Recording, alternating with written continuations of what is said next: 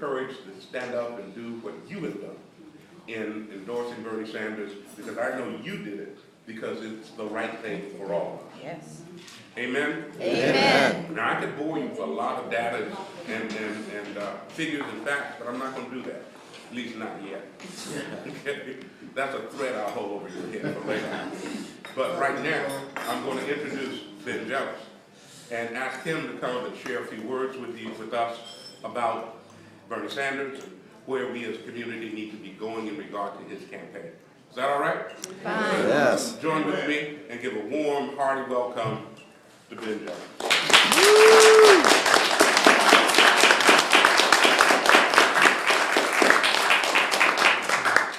Well, good morning.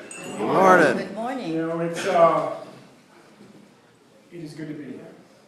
I drove 8 hours from Baltimore last night with my kids to be here for this breakfast. I appreciate you all getting up, coming from wherever you had to come from. I want to take a moment to talk about why I'm supporting Bernie Sanders. I want to take a moment to talk about sort of how to decode some of this foolishness we're being hit with from Hillary Clinton. I said that the foolishness from her camp. I need some coffee. Let me just. I got to sleep in the morning. I want you guys. Did you guys see that moment on stage? Like, raise your hand if you watched the debate. We don't All have right. this. We just There was to me, there was a beautifully frustrating, but thank you, but beautiful moment when Hillary accused Bernie of not voting for comprehensive immigration. Yeah. Right? And you saw Bernie kind of look off, and he's like, what is she talking about? And then he remembers, and he goes, oh, the 2007 bill. The one that LULAC, which is the Latino equivalent of the NAACP, the one that LULAC said I should not vote for, because it would send many of their people into something akin to slavery. You mean that bill? That bill that you voted for, that I didn't vote for? Right, that's why I didn't vote for that bill. And she just, what did she have to say? Right? And then you see my hero, John Lewis. And John is still my hero, but as leaders, we have to be careful. Because our words can cut a lot of people. I mean, you think you're talking about one person, but you're cutting a whole lot of people. Yeah. All of us, I would venture to say all of us have people who we love, who were local leaders, even local followers in the movement. Yeah. That John Lewis has never met. Nope. That's right. John Lewis can't remember. Nope. But their work matters. That's right. And their leadership changed lives. That's right. But here's the thing. If John had just Googled his idea, John Lewis, Bernie Sanders, he'd see a photo of Senator Sanders and Senator Sanders' wife and Senator Sanders' grandbaby all surrounding him on the Edmund Pettus Bridge. That's right. At a Selma recreation, right? Celebration. Well, that counts for actually having met the person, I believe. But here's the part that really frustrates me. If you read the Mother Jones article, that's right. It's not just that Bernie Sanders was like a local follower. It's easy not to see people when they have your back. Right? And that's what John said. Right? People have your back. You may not see them. But they have your back. Here's the thing. In Mother Jones, there's an article right now. It's on my Twitter stream if you want to find it. It wasn't just that he was in CORE, a sister organization to SNCC. It wasn't just that he was the chair. Bernie Sanders was the chairman of his university's CORE chapters, the Congress of Racial Equality, a sister organization to John's organization, the Student Nonviolent Coordinating Committee, SNCC.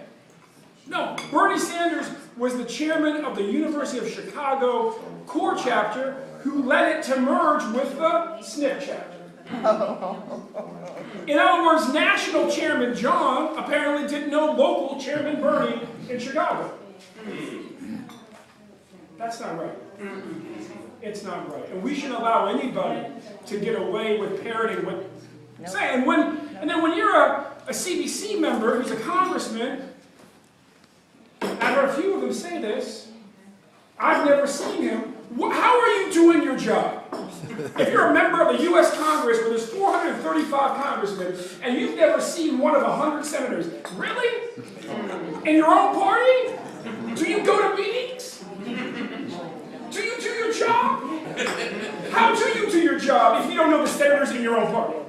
Who, by the way, are in the minority. Yeah. So there's not a whole lot of them. Yeah. Let's just think about this for a second.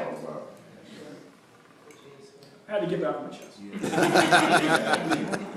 But let's keep going for a second. I'm talking. So now there's this whisper campaign, right? Bernie's bad on guns. The man has a D- rating from the National Rifle Association. They're right. He is bad on guns. He is bad on everything about guns that the NRA loves. He has voted for every assault weapons ban.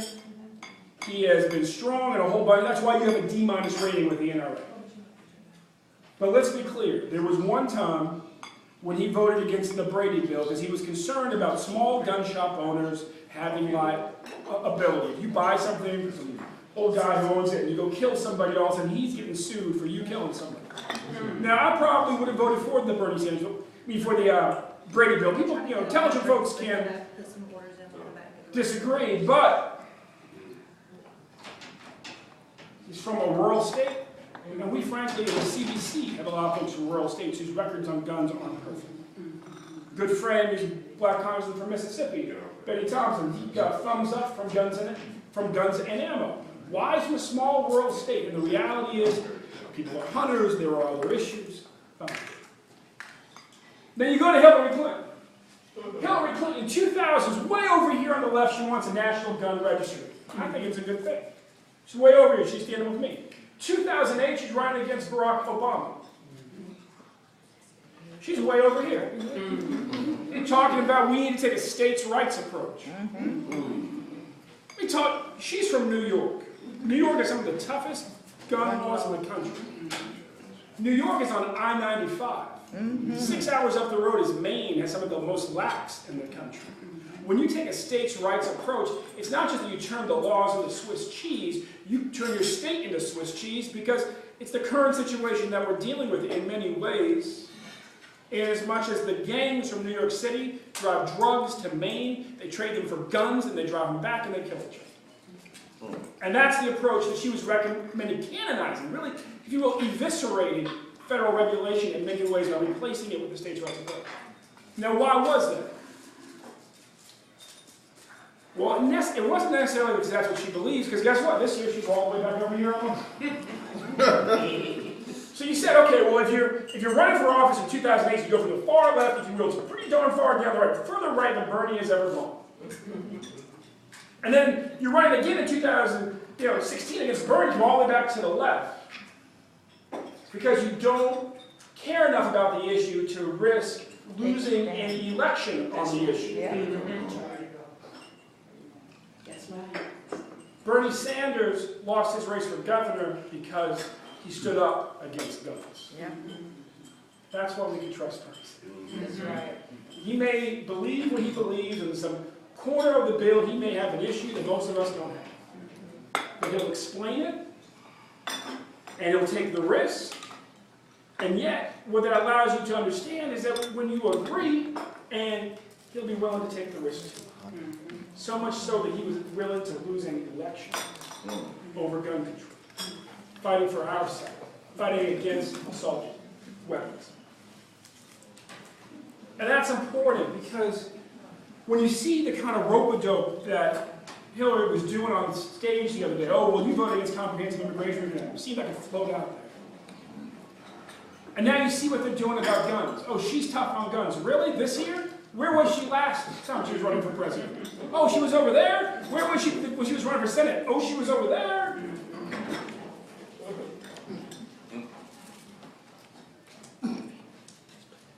But look, the reason I support Bernie Sanders comes down to two tests that Dr. King gave us. Dr. King, when I was a young man, Dr. King had passed on, but I grew up in a movement family. We were looking at supporting Jesse Jackson. There were 7 Democrats running, I believe, at the time. Gary Hart, Al Gore, a whole bunch of folks. And we sat around a table as a family, and we said, how do we make this decision? And one of my parents said, Dr. King, gave us two sort of litmus tests for assessing leadership. One is for assessing the leader himself, herself. The other is for assessing their agenda. Dr. King, when it came to us assessing the nature of a leader, said a genuine leader is not a follower of consensus. A genuine leader is a molder of consensus. How is that relevant here? Well, on one hand, you have the most powerful dynasty in American politics. Starts off with a huge advantage in name recognition and relationship. And we've now seen with the CBC, apparently political loyalty as well. And on the other side, you have an idealist. Used to be a civil rights worker in Chicago, born in Brooklyn, built a career in Vermont. An idealist all the way through. He starts off at 3% in the polls. And while John Lewis had met him, most of us had. And he's climbing up, and all of a sudden, every poll says he is the best candidate on the Democratic side to beat any Republican head-to-head.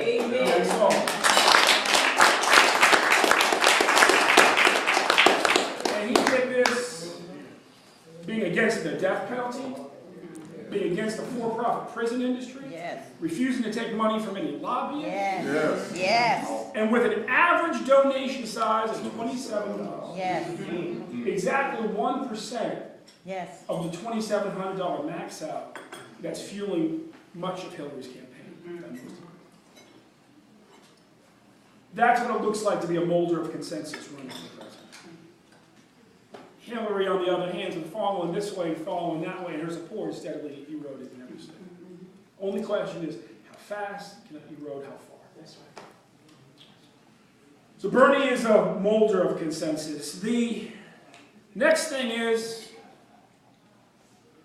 next test is what Dr. King referred to as the giant triplets. Giant triplets of evil. Frankly, we only talk about one of them the way that we should in our community. We should be focused on all three of them because they are holding back our kids' future. The first one is racism. Second one is militarism. And the third is greed. Now let's take those in reverse order because our young people are dealing with the impact of all three. You go to a college campus, you got to pay attention to what you see, you got to pay attention to what you don't see. What you see is a lot of young people who are freaked out for a couple of reasons. On the one hand, they're in debt. And it's not just the banks that are profiting off, it's their own government. The government charges them 7% on their federal loans. Twice as much as the average mortgage they've been putting out recently. Maybe a little less than twice as much, but close. The private companies charge them more. They're starting off, it used to be, frankly, before the end of segregation, public universities were almost tuition free. Heard that phrase recently? We have one candidate who says, you know what, it was good for us then. When he was going to school, well, guess what, it's good for these kids now. Let's just get back to it. So the other thing that you see is young people who cannot remember when the country was not at war. And the numbers of white folks in the Army are higher because they're higher, but I'll tell you one thing, young black men are the race-gender category that is most likely to join the U.S. military. Over there fighting the stupid war with no end. In the place that we have said since Alexander the Great all the way through the death of the Soviet Union is where empires go to die.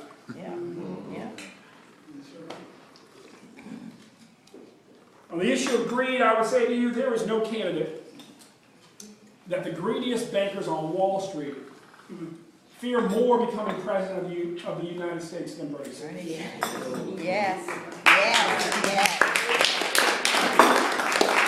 In fact, they are afraid of him as much as they have forced our communities to fear them. That's right. A militarism. And the war in Iraq that Obama, when he was running, referred to as a stupid war. And he said, I am against stupid war. Bernie Sanders opposed the war in Vietnam when he was a college student, and he voted against the war in Iraq when he was a senator. One of very few who did. Yeah. And then you go on to racism. And our young people of all colors now unable to ignore the reality of the lethal edge of racism in virtually every state in our country. Yeah. Video after video. Standing up, yes, Black Lives Matter, but I gotta tell you, as I travel to college campus, I see kids of every color That's right. angered by this. Just like if we remember accurately, the civil rights movement, the anti-lynching movement, it has always been, if you can actually present the evidence in a compelling way, most people in our country will support our struggle to end racism. And you say, where was Bernie Sanders then? John Lewis may not recall. But he was chairman of Congress of Racial Equality at the University of Chicago, going to jail, fighting for housing integration. And remember Skokie? Remember what was that other little town around Chicago? I'll come back to me in a second. It was a dangerous place, Chicago, to be fighting for housing integration. Let's be really clear. And there weren't many white men who went to jail in 1961, 62. That's right. Up north, trying to desegregate violent cities where they could, quite frankly, be punished. And my father was one of the few white men in Baltimore to go to jail with poor. Punished as a race traitor by the jailers when he refused the first, when they said, well, you know, you're white, so you can go, we just want to lock up these black guys. He said, no, as Bernie, I'm waiting until we're all released. And then they abused him for being a race traitor. I mean, like, understand what Bernie was doing. It was not a small thing. That's how he starts off. One of the few. Middle of his career, politically ambitious in Vermont, he endorses Jesse Jackson for president in 1988. One of the few, I guarantee you, in Vermont who did. Young, rising stars of ambition in Vermont. Which one of their donors would they be currying favor with by backing Jesse Jackson? No, he did it because it was the right thing, and apparently he really doesn't care about wealthy donors, as far as I can tell. And then, where is he today? He has the most comprehensive racial justice plank in his platform of any candidate. And somebody might say, well, is that just because of this moment that we're in, this kind of Black Lives? No, that's because Bernie Sanders is the same man he was when he was 20-something years old at the University of Chicago. Talking about economic justice, talking about racial justice. And why is that important? Because times we're in right now, we're fighting the longest war we can remember. We have students more in debt than we have ever seen. Yes. Highest rates of debt, highest rates of default. Yes. Virtually all of us are a little on edge because we've just gone through the greatest loss of wealth in our community we have ever seen. Yes.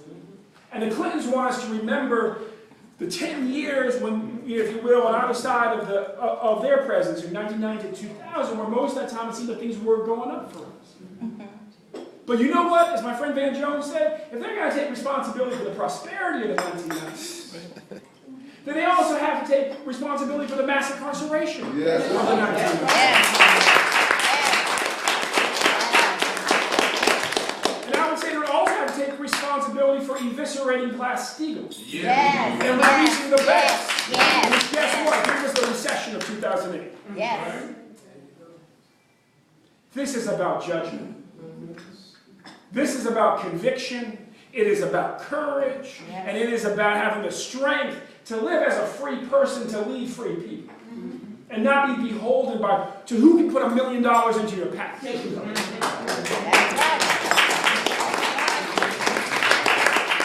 Or who can bundle $2,700 donations. Yes. And see, when your average donation size is $27, the only people you are beholden to are the people. Yes. All of them. And here's the other thing, right? They say our campaign can't win. Now, how depressing is it to see a candidate who supported McGovern saying to a bunch of young people, your candidate can't win? You know better. should know better. Not only can Bernie win, every poll says he's the most likely to win. That's right. And here's a funny thing. When most of your donors give you $2,700, many of them, they can't, once they do that, they can't give you any more money. But when most of your donors give you $27, I mean, they may not be able to buy pizza for the family that week, but they can give you $27 more. Oh, yeah.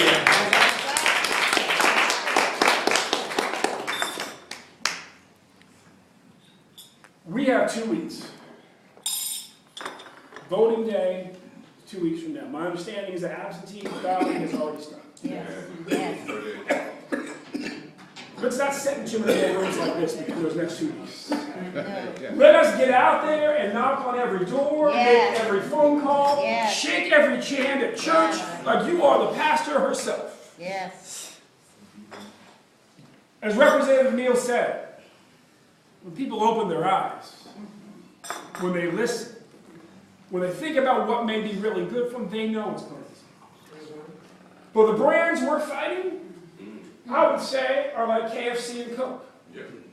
Like they taste really good, but they're not that good for you. Everybody's heard of them, but you should take your kid to eat there every night. Or let them drink that every day. No, ladies and gentlemen, we have an alternative that is much healthier for our families, much healthier for our children, much more capable to go the distance in this race. And this election is far too serious for us to be just talking about loyalty to anyone but our families and our children and their future. Thank you, and God bless.